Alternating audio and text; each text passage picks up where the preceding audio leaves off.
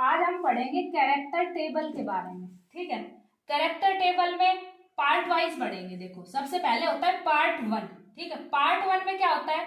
Shawn flies notation. क्या होता है पार्ट 1 में? Schoenflies notation. अब शॉन फ्लाइज नोटेशन मैंने आपको पहले प्रीवियस क्लास में पढ़ाया हुआ है। शॉन फ्लाइज नोटेशन क्या होता है? Point group. पॉइंट ग्रुप मान लो कि ये H2O मॉलिक्यूल है, तो यहाँ का पॉइंट ग्रुप क्या होगा? C2V। ठीक है, तो ये जो पार्ट 1 है इसमें हम ये लिखते हैं। अब ये होता है पार्ट 2। ठीक है, पार्ट 2 में हम क्या लिखते हैं? पार्ट 2 में हम लिखते हैं सिमेट्री एलिमेंट। ठीक है, सिमेट्री ऑपरेशन लिखते हैं। ठीक है, सिमेट्री ऑपरेशन। जैसे कि मान लो C2V के कौन कौन से होंगे? E होगा, C2 होगा, C2Z होगा, सिग्मा XZ होगा, सिग्मा YZ होगा। ठीक है, यहां होता है पार्ट 3। ठीक है, यहां होता है पार्ट 3। पार्ट 3 में क्या होता है? Irreducible representation. अब इररिड्यूसिबल जो रिप्रेजेंटेशन है पार्ट 3 में क्या होता है? Irreducible representation. इररिड्यूसिबल रिप्रेजेंटेशन कितनी होती है भाई? जितने जो सिमेट्री एलिमेंट होते हैं उतनी होती है इररिड्यूसिबल रिप्रेजेंटेशन। तो यहाँ पे इररिड्यूसिबल रिप्रेजेंटेशन कितनी होगी? IR1, IR2, IR3, IR4। ठीक है, और यहाँ पे क्या होता है? ये होता है पार्ट 4 सॉरी।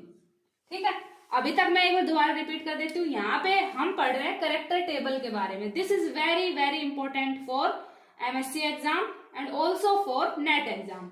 अब यहाँ पे होता है पार्ट 1। ठीक है, पार्ट 1 में क्या होता है? शॉन फ्लाइज नोटेशन होती है, यानी जो हम पॉइंट ग्रुप लिखते हैं। ठीक है, जैसे C2V। अब यहाँ पे होता है पार्ट 2। पार्ट 2 में होता है सिमेट्री ऑपरेशन। सिमेट्री ऑपरेशन है, उसमें हम क्या लिखते हैं? E, C2Z, sigma XZ, sigma YZ, ये लिखते हैं। फिर यहाँ पे होता है पार्ट 3। पार्ट 3 में क्या लिखते हैं? Irreducible representation. इररिड्यूसिबल रिप्रेजेंटेशन कितनी होगी भाई? जितने सिमेट्री ऑपरेशंस होंगी उतनी होगी। पार्ट 4 में क्या आता है? पार्ट 4 में आता है जो सिमेट्री एलिमेंट है।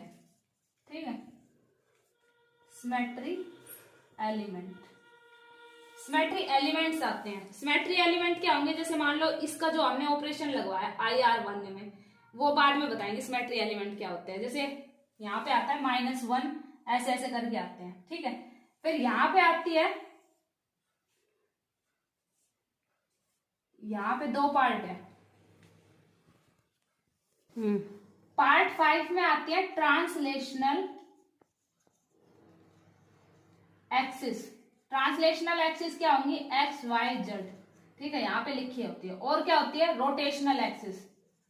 रोटेशनल क्या होती है? RX, RY, RZ।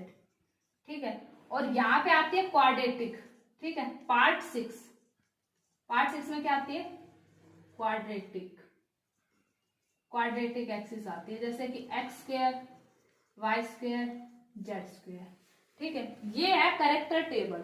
ठीक है, इसको कैरेक्टर टेबल की कई बार सिग्निफिकेंस भी आ जाती है। कई बार ये पूछा जाता है कि how many part does the character table hold, और ये भी पूछा जा सकता है कि पार्ट 1 में बताओ कैरेक्टर टेबल में, जैसे पॉइंट में बना के दे दे नेट के अंदर कि पार्ट 1 में बताओ।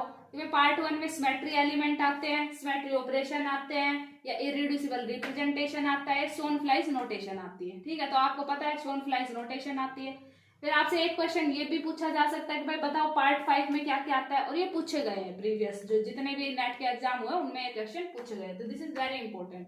और यहाँ से MSc में भी आपके कैरेक्टर टेबल C2V के लिए डिजाइन करवाना ये पूछा जा सकता है। ठीक है, C2V के लिए हम नेक्स्ट क्लास में चर्चा करेंगे। अभी के लिए इतना ही। ठीक है, थैंक यू।